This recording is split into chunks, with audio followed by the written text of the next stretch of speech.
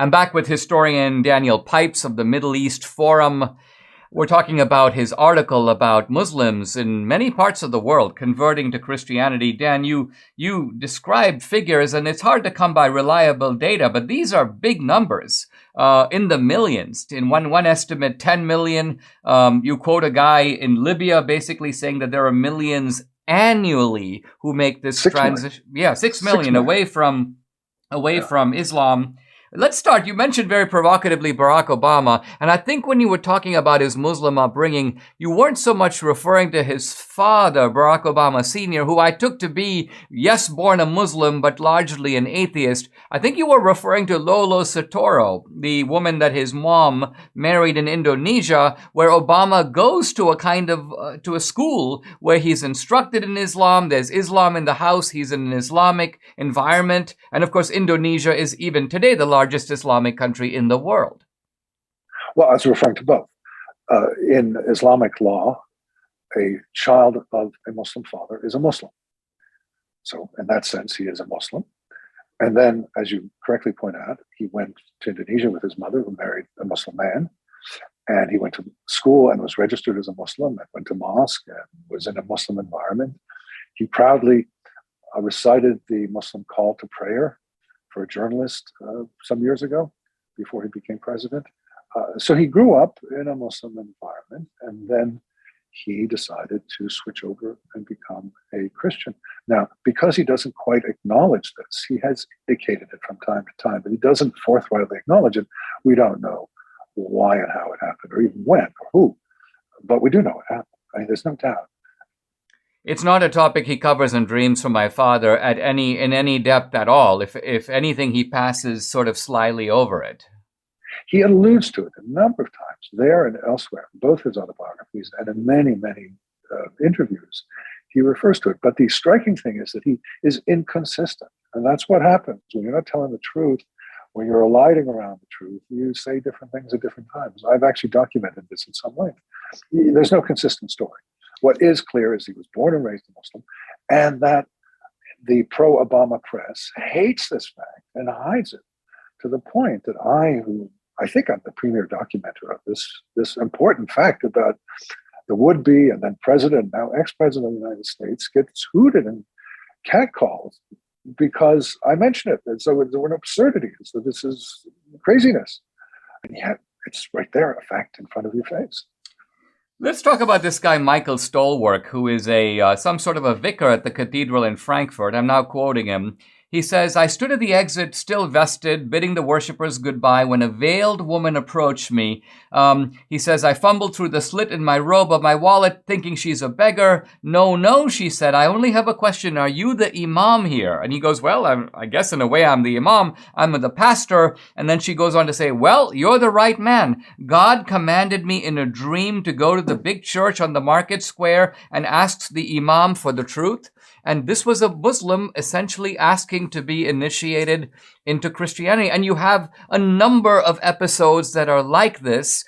Talk a little bit about talk about the larger message of Christianity and why it's appealing to someone who's raised in the maybe more severe precincts of Islam.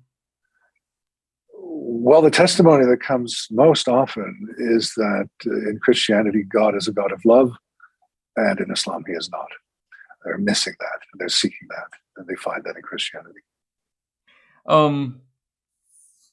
You point out that as Islam has radicalized over the past several decades and given rise to groups like ISIS, or even you mentioned Mohammed Morsi. Mohammed Morsi was the Muslim Brotherhood leader who became, at least for a time, the prime minister of Egypt. And you have the phrase which caused me to chuckle a little bit. You said that Morsi is, quote, the great evangelist. And I think what you meant is that this guy turned off so many Muslims by his fanaticism that they were like, I'm out of here. Yeah, and that's your first point was how Islam doesn't allow anyone to leave, and your second point was how there's so many determined Muslims. And I'd say not just Muslims, but Islamists. That is to say, Muslims who want to return to the medieval era and to make Islam into a modernism, a modern ideology. Take medieval Islam and make it a modern ideology. That's Islamism. And Morsi is an Islamist, or was. He's since died. And they are the ones who are repulsing so many Muslims. Now, Muslim Brotherhood is bad, but when you get to ISIS and Taliban and Shabab and the most extreme versions, then you really have fear and loathing on the part of ordinary Muslims who are basically saying, if that's Islam, I don't want it.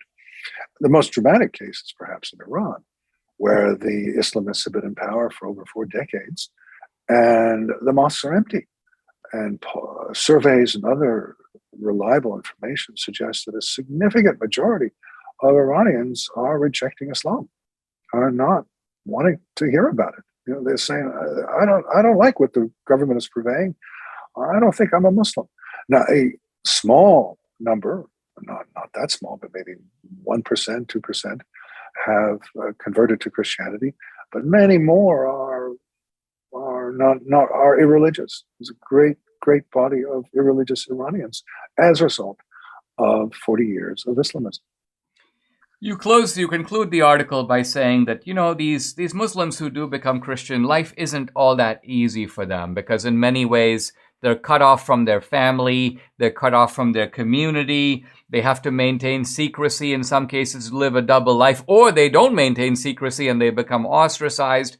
And then you say, interestingly, that even those who emigrate to non-Muslim majority countries, in other words, to Western countries, for example, they often get harangued even there, so that there's sort of no escape from the torment that comes from exiting the Islamic fold. Exactly. It is a trial no matter where you are. The only way out in the long term is by strength of numbers. As the number of ex-Muslims, whether it be atheists or Christians or anything else, grows, especially in the West, there is a certain protection. There's a certain legitimacy. There's a certain inevitability. So I think that's happening. It's now less difficult. If you take someone, for example, like the pseudonymous Ibn Warraq, who wrote a book 25 years ago called Why I'm Not a Muslim. He did it under a false name, Ibn Warraq. It's not his real name. He was scared. This was just a few years after the Rushdie affair. And it was very scary circumstance back then. Right now, 25 years on, he's more relaxed. It's not so dangerous as it was then. Dan, this is a fascinating topic, and I really found this article very provocative. I talked about it on the podcast several weeks ago, and there was a lot of interest in it, so I'm delighted to have you come and discuss it further. Really appreciate it. Love to have you back, maybe to talk about some of the strategic issues. Thank you, Dan. Really appreciate it. I look forward. Thank you, Dinesh.